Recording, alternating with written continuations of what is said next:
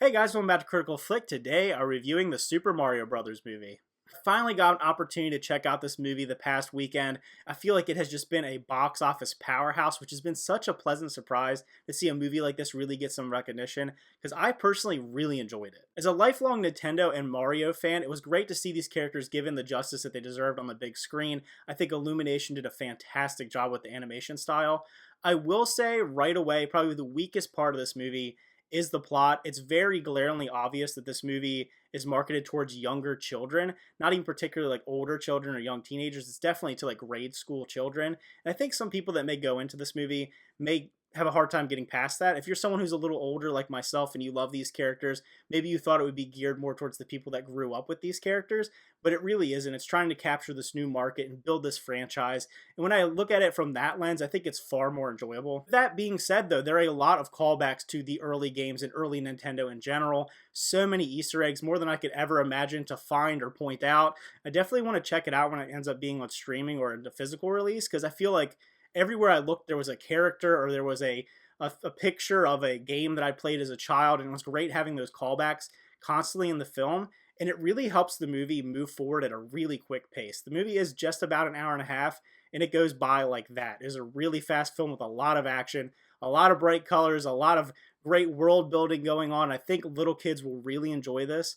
Obviously, people are enjoying it. It's becoming one of the highest grossing animated movies of all time. As far as the voice acting goes, I think it's all pretty serviceable. I was able to get past kind of the nature of expecting it to sound like Mario from the video games to it being Chris Pratt and, Charlie Day and these other characters. The only one that really stood out as kind of strange to me was Seth Rogen as Donkey Kong.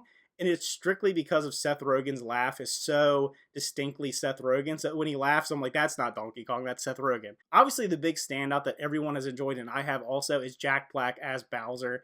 I didn't know how it would work out with him playing this character, but it ends up being so perfect. His style of voice and comedy and singing, obviously the Peaches song has gone viral because of this movie. I think it works perfectly. I think that all the different voice actors came together and really had fun with their roles. It doesn't feel stilted or wooden. Maybe it's not what we expect from the video game, but I still think it's enjoyable. One of the things that I really enjoyed is it integrates a lot of different games into this movie. It's not just about the Super Mario Brothers. It brings in Donkey Kong, it brings in Mario Kart, brings in Luigi's Mansion to a slight degree. And like I said, there's so many little characters and Easter eggs. Like every character you can think of from the Mario franchise that you enjoyed is in it to some degree. There's some that should probably be in it more than others, but I expect as this franchise grows and it makes so much money, we're gonna get more and more movies. I would love to see Yoshi more into it or some of the other characters. So I would love how this is going to expand, have like a Nintendo expanded universe. Because this movie is so enjoyable and making so much money, I feel it really opens up doors to see where we can go from here. I think the movie itself does a really good job of representing the IP as a whole, having all the music and visuals create a really immersive world that takes you back to your childhood, whether it be the sound of the coins or just anything going on in the movie. You just get instantly taken back to playing those games as a kid. At least I did. And being able to see it kind of fleshed out into this new world that's being experienced by a younger generation, I really appreciate that they took the time to make it look good and make it feel real and tangible and just something that I would love to jump back into, and I can't wait to see where they go moving forward. If I were to rate this movie, I would actually give it an 8 out of 10. It's one of the more enjoyable animated films I've seen in recent years.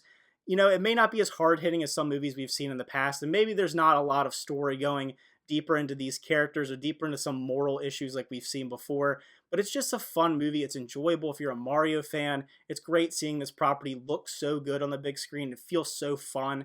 So if you check it out, let me know what you thought about it. Did you like it as much as I did? And maybe if you didn't like it, let me know what you thought about it. If you're someone who maybe wanted it to be a little different, a little more adult, but at the end of the day, they decided to go, kind of the childish route. And I understand that. That's how the money's made. And I definitely think that the movie's moving forward. Maybe they'll tweak it a little bit to get more audiences or different audiences. So again, thanks for watching. Remember to like and subscribe.